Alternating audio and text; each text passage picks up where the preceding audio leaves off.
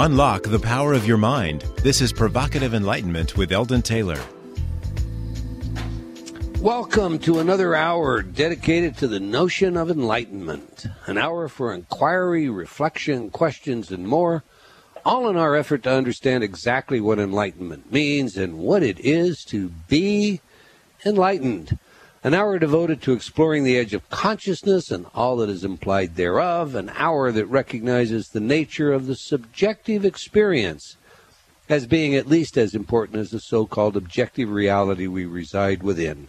Indeed, an hour dedicated to learning something more about ourselves, an hour designed to help us go further inward and perhaps challenge some of those old ideas about the world we live in and the people we have become. This is an hour where we strive to evaluate knowledge as inseparable from the total experience of reality. I'm Eldon Taylor, and this is Provocative Enlightenment. All right, every week I read a few of your letters as our way of paying respect to the importance you play in helping us to shape and improve our show. Last week, the show was all about my new online video seminar that is still available free for another week. Sue wrote, I really loved the show this week, and I just finished watching the video. I have never known 2 hours to go so quickly. I found it very thought-provoking, particularly as I saw the Christ figure and thought of carrots, Denmark, and elephants. Oh, dear.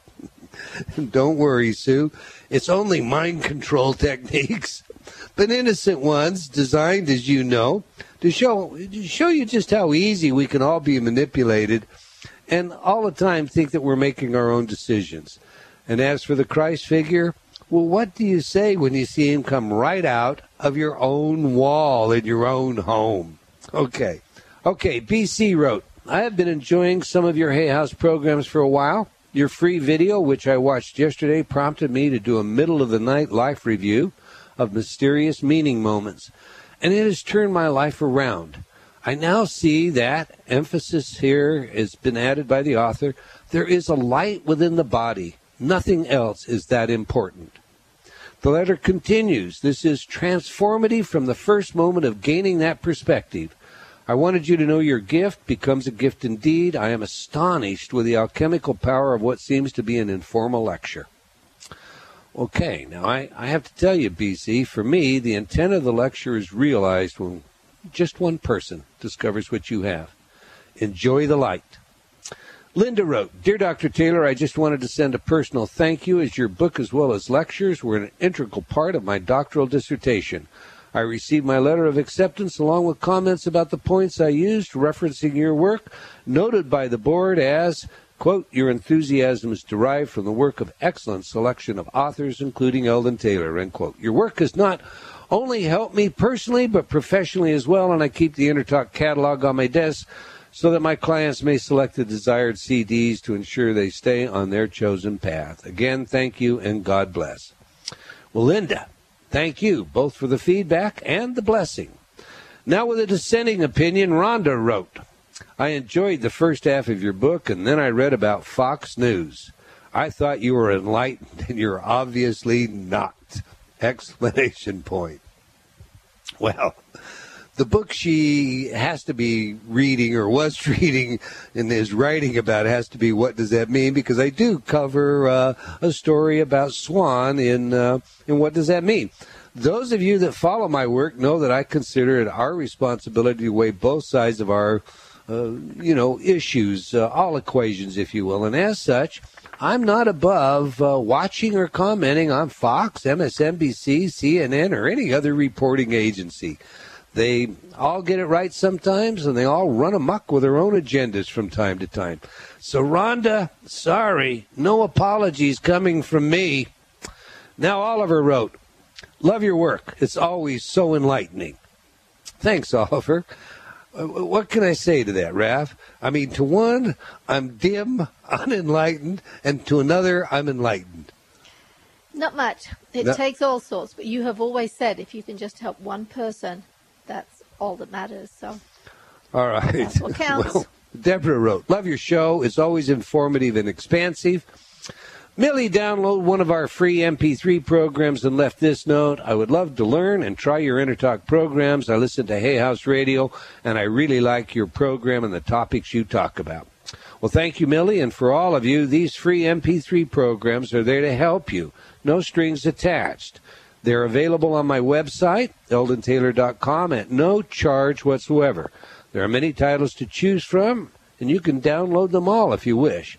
This is the patented and scientifically proven effective InterTalk technology, and I do mean scientifically. A number of double-blind studies run by independent researchers at leading institutions, indeed, governments, have actually tested this technology. There's not samples. This is a real deal. We think of it as part of our Pay It Forward program, so please go get yours today. Judith wrote, Eldon, your Bliss and Sleep Soundly CDs have helped me greatly, but the hypnosis session has been so healing for me. After using it this last 6 months, I am now able to breathe instead of living each moment holding my breath with tension. My beloved mother was a very tense and nervous person, and because I adored her, I absorbed that part of her too. I am now 60 years of age. Thank you, thank you, thank you. It actually feels good to be in my body. Judith, thanks for the letter. You have given me another warm fuzzy. I deeply appreciate that. Love and light to you as you enjoy and learn to frolic in that wonderful body of yours now. All right, that's all the time we're going to take today for our letters, but I do invite you to opine by leaving comments on my website or by emailing me, Eldon, at eldontaylor.com, and or by joining me on Facebook. I do read all your letters, even though we don't have time to share them on our show. That said, they do impact our programming, so once again, thank you all of you. Now to today's program. What is God? Not who is God. What is God? Now, we take on a lot of subjects on this program, Ravinder, but this one reminds me of a final examination, a 2-hour blue book. One question, upper division philosophy question. That question, and God created the heavens and the earth. Discuss. 2 hours. Open blue book. What are you going to write, Rav? Not much. Never was much of a philosopher. Okay, where do you start? That's the question. I mean, this is a Christian verse, but there are very similar verses in many religious epics. So do you approach the question from a relativistic perspective, comparing and contrasting world religions? Or would it be more advisable to examine the question from the perspective of its ontological evidence? Indeed, do we go at this scientifically or metaphysically, philosophically or metaphorically? Do we discuss the traditional arguments, both pro and con, such as the teleological and the cosmological arguments of St. Thomas Aquinas? Do we begin with the ancient Greek text, theogony, or do we start with more primitive religions, views held by animistic beliefs? Is God exclusive? I mean, is God the God of one people? And or is there only one right way to be saved? Is God a man, a woman, androgynous, or what? Stephen W. Hawking speaks of a point known as singularity, and then the ensuing Big Bang. From nothing, singularity, everything, the expanding universe, etc., etc. So is God the Big Bang, the singularity, or both? For that matter, does there have to be a God at all? Sigmund Freud thought the entire notion was a sugar-coated neurotic crutch. The philosopher John Wisdom put it this way, paraphrased, isn't it nice? Doesn't it feel good? Isn't it kind of like having Daddy there to watch over and protect you? Noted atheist Richard Dawkins, author of the best-selling book, The God Delusion, thinks of the entire matter as something less bright people invent and cling to, a delusional way in which they manage the matters of their world. However, the world's most notorious atheist, Professor Anthony Flew, turned deist just 6 years before leaving this life behind on April 15th of this year. Professor Flew, who I admit had some significant impact on my own philosophy, penned in his last book, There Is a God, How the World's Most Notorious Atheist Changed His Mind, his well-thought-out, solidly researched reasoning for this significant departure from a lifetime of thought and writings. So, prominent people disagree. What do you think is God? Our guest today says, quote, in every corner of the world, there's one question that can never be definitely answered, yet stirs up equal parts passion, curiosity, self-reflection, and often wild imagination. What is God? End quote. Okay, before we get fully into today's subject, I want to invite you to join us with your questions and comments. And one more thing, if you have seen God, you know, the Moses kind of seeing, then do please call and share with us what you saw. All right, our guest today is filmmaker Peter Rodger. His new film, Oh My God, explores the answers to what is God. He did this by visiting 23 countries and asking just that one question. His answers range from the deeply mystical to the defiantly atheistic remarks, stating flatly, in answer to the question, what is God? Rubbish. So to some, God is then, what, rubbish?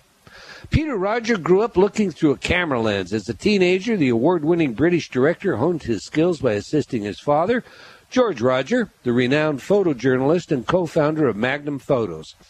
After completing his education at England's Maidstone College of Art, his skill with a lens made him one of the most sought-after talents in Europe and the United States. Peter's exhibited his fine artwork all over the world and has won numerous awards for his filmed work. He has penned 7 screenplays, including his 2009 Comfort of the Storm. After 3 years of filming, Peter completed producing and directing the epic nonfiction film entitled Oh My God, which theatrically released in the United States on November 13th of last year. And I'm going to tell you this, you're going to want to see this film, but I'll give you more on that in a minute. Welcome to Provocative Enlightenment, Mr. Peter Rodger.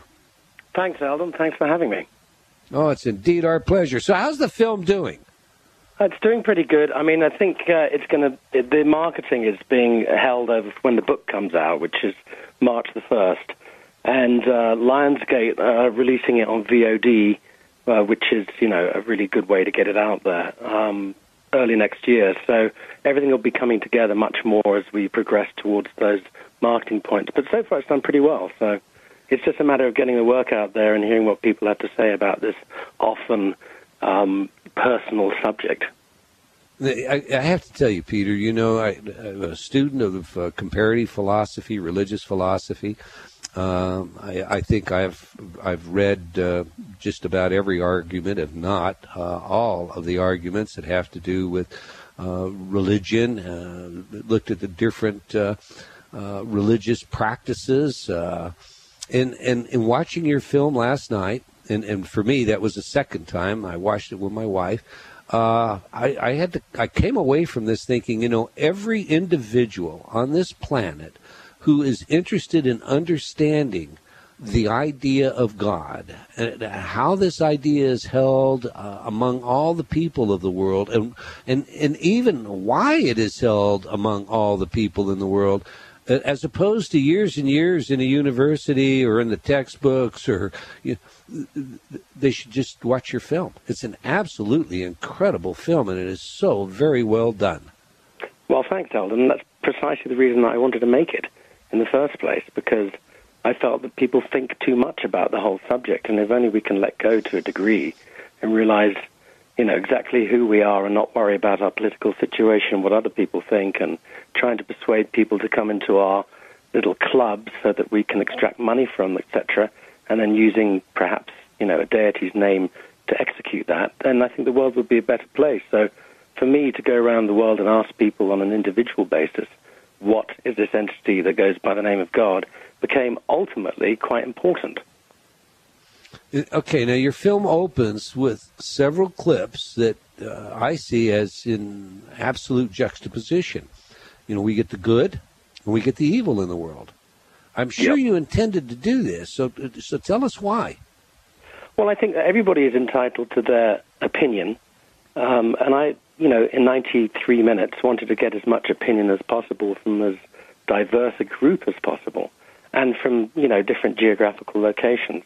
And so by doing that and spending all the time going and asking the questions, you come up with a lot of conflicting answers to that particular question. And to me, to have things which, from the outset, are contradictory is great, because then you can explore on a more individual basis what people actually think. So, in the beginning, I put down, some of the clips which are very, very poles apart from each other. And some are just, downright bigoted and politicized and blinkered and not aware, and others are very open and full of awareness. So that really set the tone of the film. And I was particularly taken by children in Louisiana that told you that of course they believed in God, but God left during. He wasn't around when the storm hit. He was evacuated to another city in the sky. I mean, the innocence with which some of these people respond is just beyond words. Yeah, and I think that I think there's a ready answer from everybody when you first ask the question.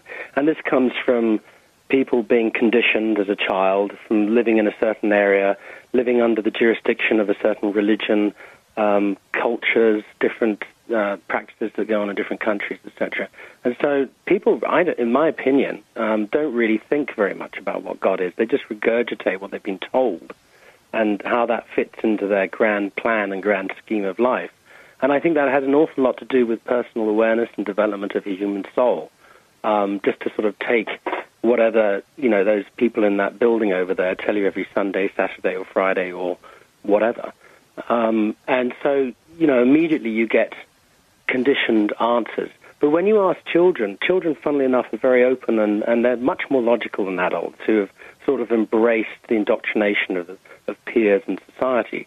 So children are really kind of great gauge to find out an honest truth. And I like that guy's, the little boy's comment, where was God when the big storm hit? Well, he evacuated to another city in the sky.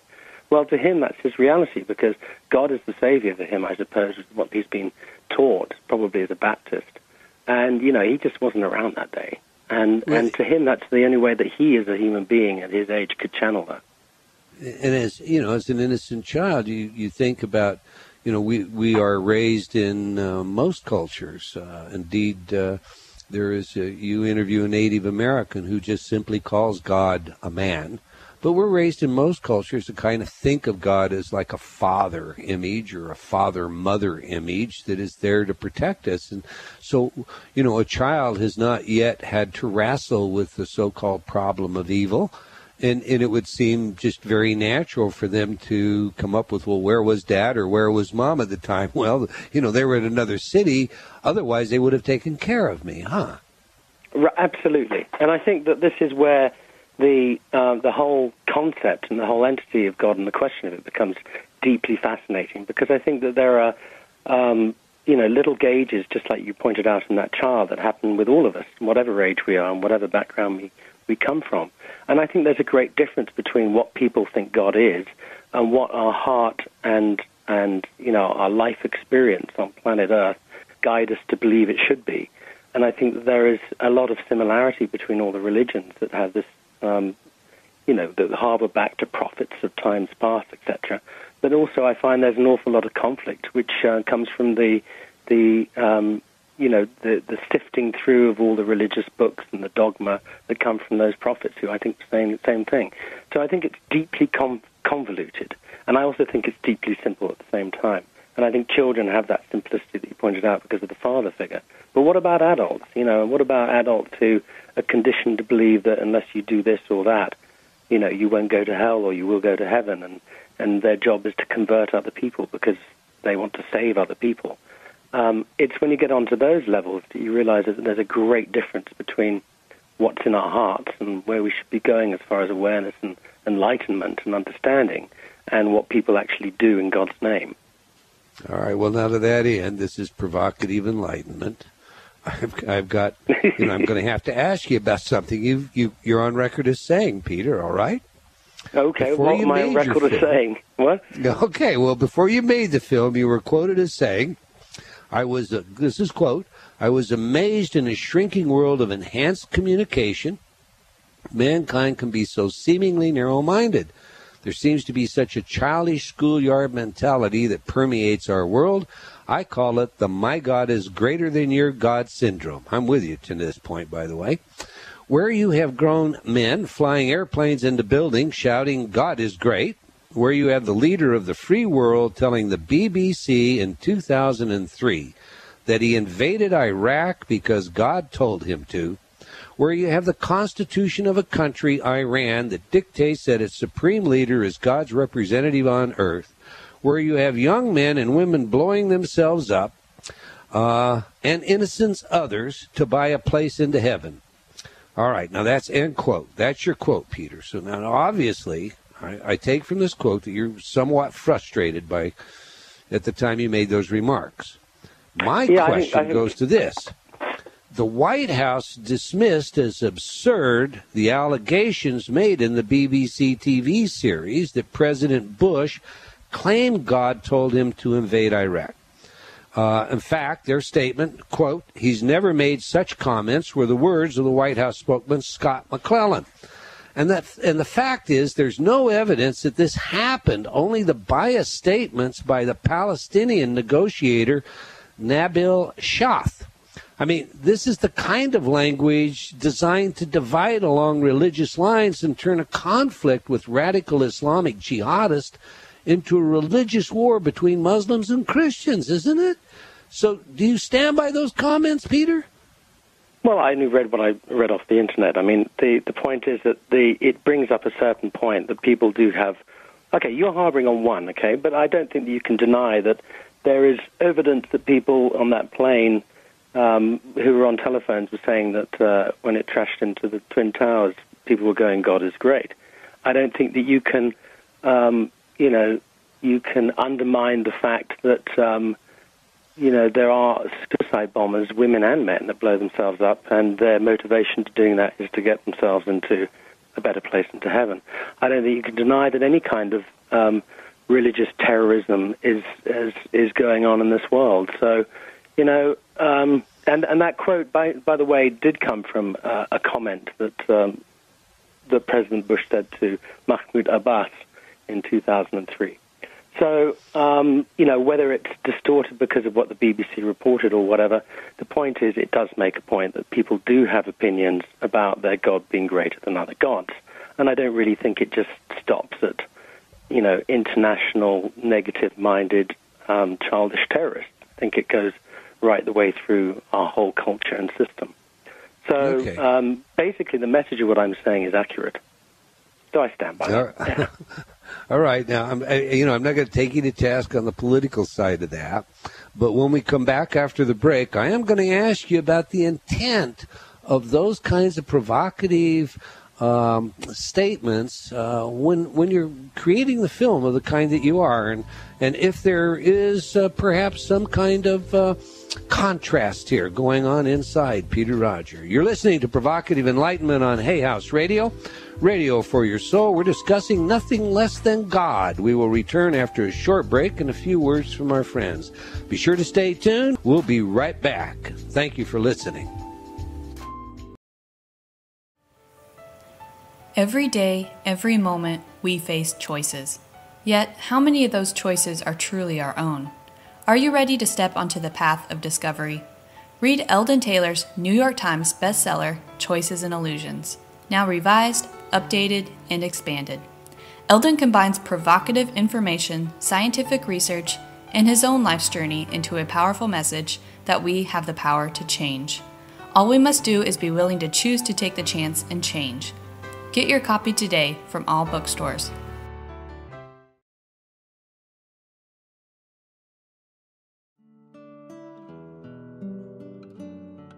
Have you talked to yourself lately? What does that inner voice say? Are you constantly hearing negative feedback? Ready for a change? Inner Talk, Eldon Taylor's patented subliminal technology, can do just that. Change your inner self-talk. Turn off the negative by replacing it with positive affirmations. Inner Talk has been researched at universities such as Stanford and by governments around the world, and has been proven effective at priming your self-talk. Armed with a new positive outlook, you'll find everything becomes easier. From losing weight to stop smoking, giving presentations to riding horses. Learn new things to being a powerful salesperson. Choose your title for change today. Visit www.innertalk.com. That's INNERTALK.com. Innertalk.com.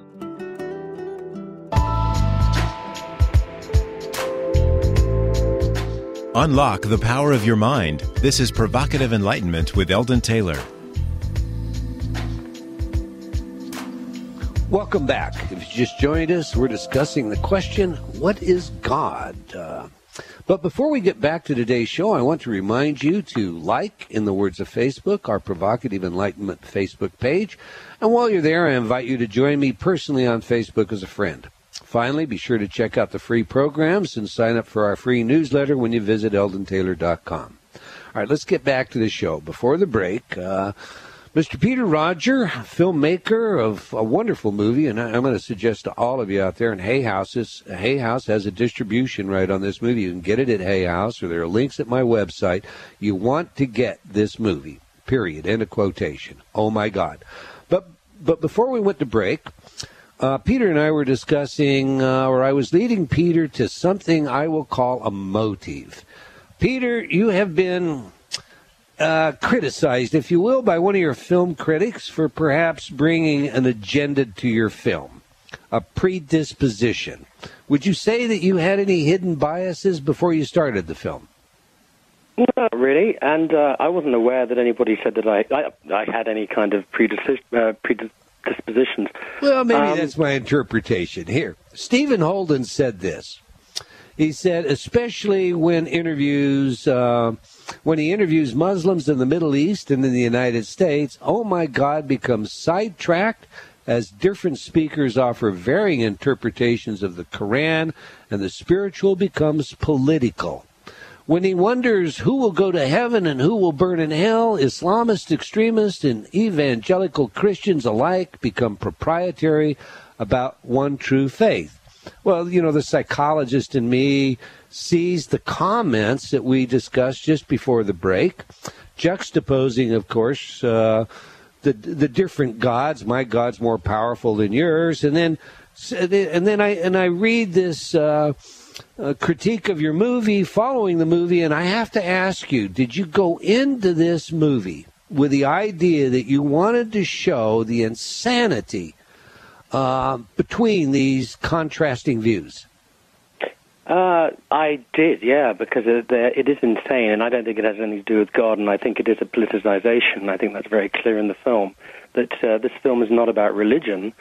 This film is about what people think God is, and I think that there is a distinction there, and I think that you can't actually execute that kind of distinction unless you ask people with different opinions who come from religious political backgrounds, the same question, and then therefore you have the conflict, which then ultimately makes it much more interesting to see how different people's views mold our world, and that there is somebody on the left that says one thing and somebody on the right that says something diametrically opposite, based upon prophets that actually said very similar things. So to me that was a fascinating point, and you know, I did want to try to get to the bottom and understand why somebody would go that their God is greater than somebody else's God, and do nefarious acts or do acts which were actually contrary to what their prophets preached in order to try and put their word across using God's name. So there was a bit of an agenda there.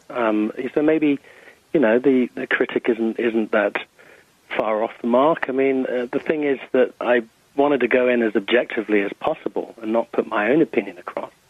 And I think that's much more important than putting in political discussions in the film that actually, by default, has to look at those political discussions. So, you know, if I didn't put it in, it wouldn't be so interesting, because it really molds the whole point. I mean, you're absolutely right, and I think you did a very artful job at that. I was actually astounded by the number of religious people that when you handed them the question, what is God, instead of answering that question, what they began to tell you was all about their religion and all about their beliefs. And indeed, in that sense, they were describing how they believed God as opposed to what God actually was. Well, I don't think that they were capable of describing what God actually was or is. I'm not really sure that anybody is. They only have to rely on their regurgitated conditioning, which is what I touched on earlier. And I really do believe, having gone around the world, that this is a fundamental problem. And it also is a very sensitive problem. I think that human beings, when you break it down, are very primitive little organisms on a very large rock in a very scary vacuum. And I think we're driven by fears. We're driven by fears about where we came from and where we're going to go after we die. And so we're desperate to hold on to something that can give us answers. Religion, to a certain extent, does that for an awful lot of people and societies collectively. Okay, and I think that what I came away from by making this film is you can hold on to something in life without having to push people away. That saying that your club is better than somebody else's and that gives you the right to an afterlife or whatever kind of, ideas you have about when you die and who you are as a human being is one thing, but you don't push people away. And I think that on an individual basis, human beings are, they have a humanity in them that is innate and there.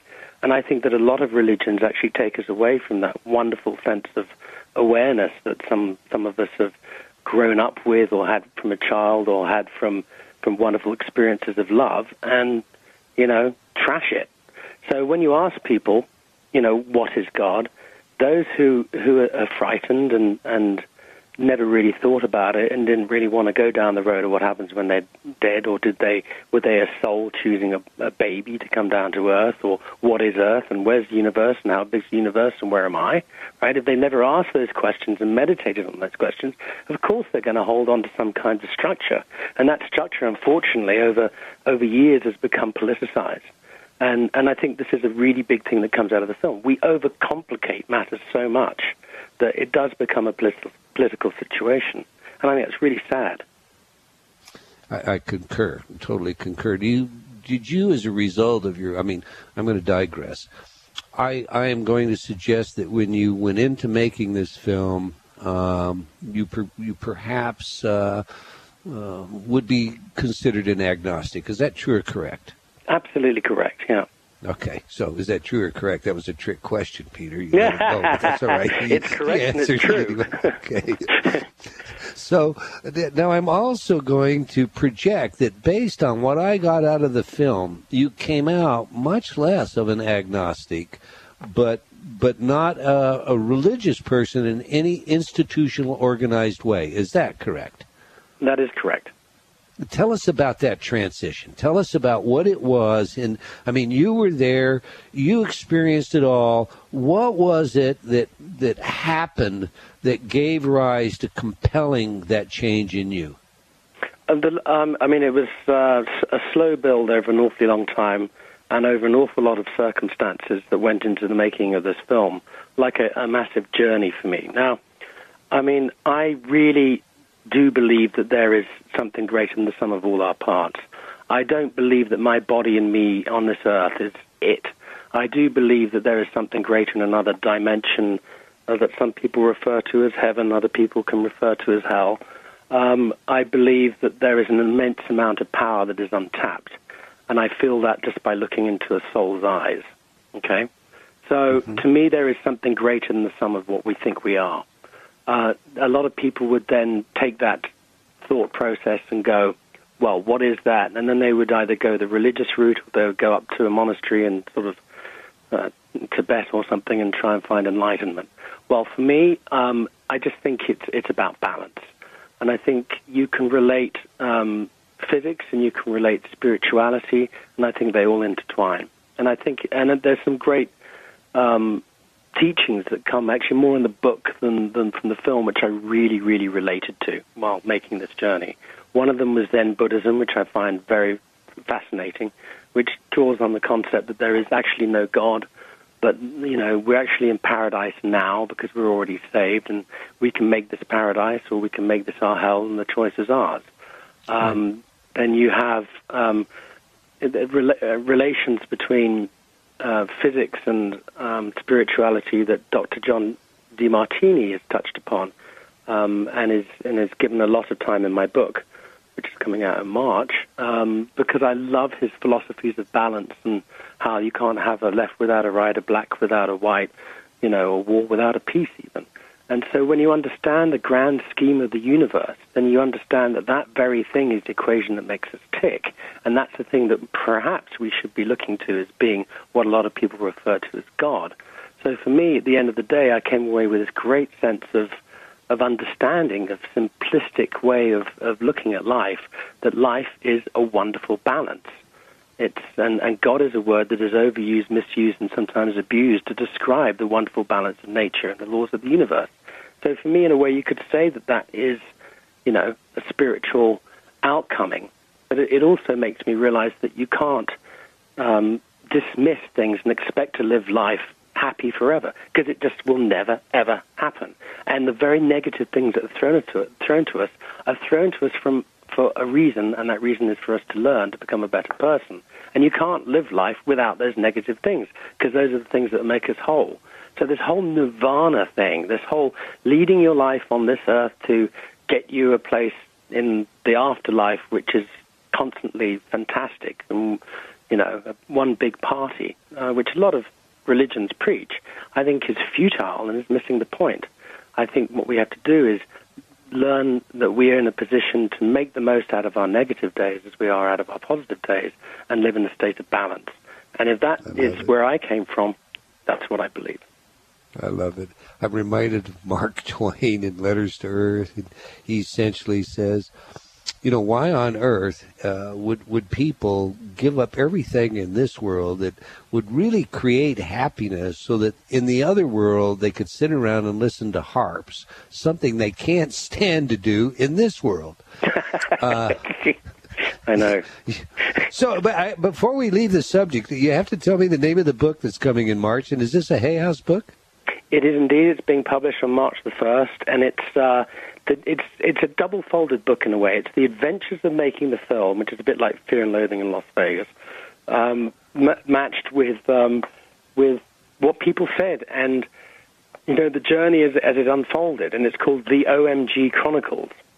The OMG. Okay. Chronicles. I like that. That's good. We both have books coming in March. We're both we're saying a lot of the same things too, by the way. Listen, I hear what you're saying, and I want to come back and spend some more time on that. But one of the things that I noticed right away in the film that I have to ask you about is you were running a number of soundtracks under the scenes. And especially in the beginning, in the opening, there were conversations that were going on, and these conversations were sometimes metaphysical, and they sometimes were so metaphysical. But there was a repeated verse also going, or repeated saying, "Oh my God, oh my God, oh my God," several times. Did you do this for strictly aesthetic purposes, or I'm sorry, but again, what I do for a living, is this my subliminal message for the day? No, it was done for aesthetic purposes, just to sort of set the tone in the opening sequence, which we termed internally as the overture, just to make a sort of snapshot at life of people like ants on this planet, and sort of little sound bites from different places and different parts of the world, sort of interwoven in and out of that scene, just to sort of set a tapestry, if you like. And then it goes from that overture area, which is, as I said, a snapshot of planet Earth, into people's opinions, and it becomes humanized. And then we outstretch from there on a geographical kind of journey, so that you can see the differences in different cultures and different religions, which, are embraced in the film. And, then it sort of goes on it was done intentionally, just sort of, it wasn't really meant to be like, one of those totalitarian broadcasts of putting, well, things across that you subconsciously refer to later. Yeah, I have to ask, because I do a lot of radio shows where, basically it is all about some new subliminal content designed to sell you a politician or a product or something. And, of course, here comes your movie, and I start picking this up, and then I isolate, watch, oh, my God, and it's coming from two different speakers, and it's like, well, now that's a real interesting subliminal if it is intended to be. So anyway, I had to ask you, Peter. That's all right. No, I'm glad you brought it up, actually. Okay. Ravinder, I want you to chime in here, because as Peter was describing what changed his life, he was really talking about his gestalt of events. Mm-hmm. And you hear me in a lot of lectures saying, look inside, look at your life, look at your matrix, if you will, as it unfolds, your experiences. That's how you find spirituality. You watch the film. And as opposed to look at the film in segments like I did, as opposed to analyzing it as I did, you told me that you came away with... I found it a lot bigger than all of that. It was as though you have all the conflict. You get the extremist Islamists and the extremist Christians, but all of those views couldn't dampen the God within, and that's what came out to me in this movie. It's like, this will survive regardless of the crazy people out there. You know, the connectedness of everyone was just remarkable. I found the movie incredibly inspiring, but not in the traditional way. It wasn't airy, fairy, and soft and, you know, warm and cuddly, but it was just incredibly inspiring. I mean, there are several sections in the movie in particular that really moved me. The piece that we know where Peter was in Israel, and you had the Palestinian man and the Jewish man, mm-hmm. and the two of them, I mean, they were just two old men who were great friends, and it was just, there was a gorgeous picture at the very end where the two of them are walking off hand in hand, and it's like, that is God. You found it right there. It doesn't matter what anybody says, there it is.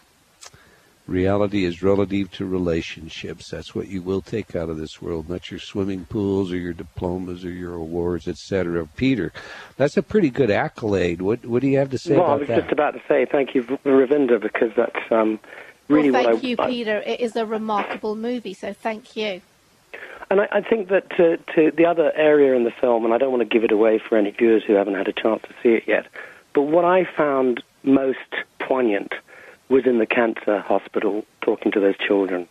Because at the end of the day, you know, when you ask kids, you know, who are well, you as we've touched on earlier, you get great, honest answers. But when you ask kids who are challenged and might not be, you know, playing tennis and football and running around and going to college because they're being faced with a horrible challenge of cancer, their points of view to me were very poignant.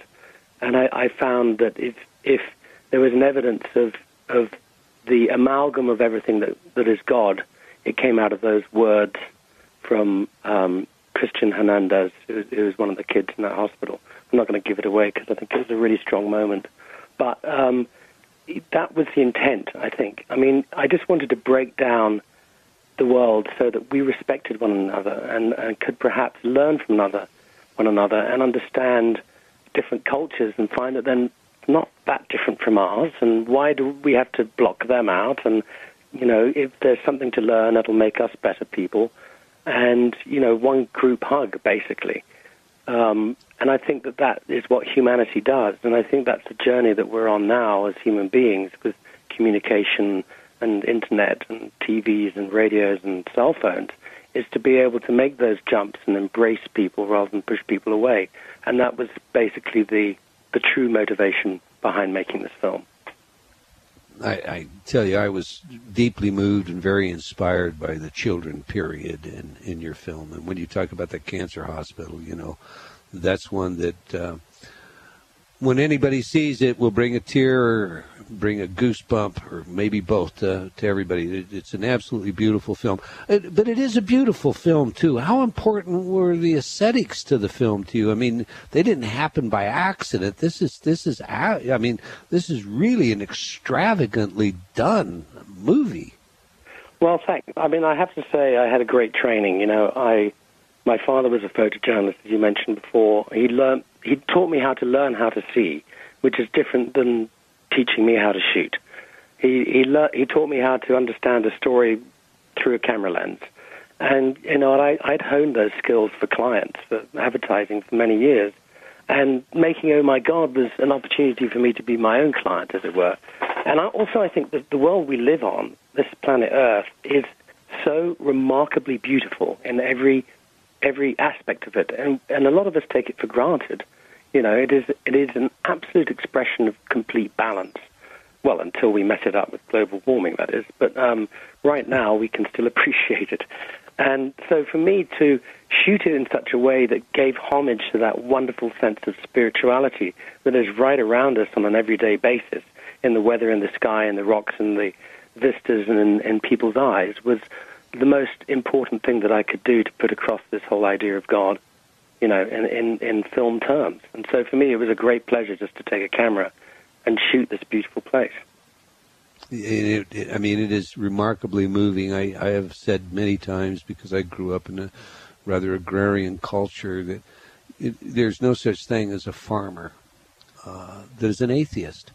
They're in the fields, they're in nature, they're working with the seasons, they're growing, and there is something about nature that just touches you in a way that does give rise to inspiring some aspect within your being to recognize both the nature of how such a tiny aspect of the total we are, and at the same time, what an integral part of the cosmology of it, of this glorious everything that we are also. And I think in that we are moved in what I think of as a truly spiritual sense. I couldn't agree with you more. And I also think that really wild places have a wonderful vibe about them. And the people that live in those wild places, and I talk about the Himalayas a lot, or I refer to that, and then the plains of Africa, there is such, and also Australia, I'd have to say, in the outback there is great harmony between man and nature, and it's very evident in their belief systems. It's evident in the belief systems for Buddhists, as far as, just accepting the world around them in the middle way. It's definitely very evident in indigenous populations, even from Druids to the Maasai to Aboriginal cultures. It's all about the land and what the land gives us. And it's a very special thing that most of us don't even think about, because we get in our cars and go to work, and we're so enslaved by our society and our routines that we don't really think for ourselves anymore. When we come home, and what do? We don't even meditate and think about our day and what we learn. We just turn on the television or converse maybe with some friends, but that's about it. We don't have that amazing sense of nature that I was lucky enough to grow up with, and not many people are. Yeah, me too. I feel exactly that way.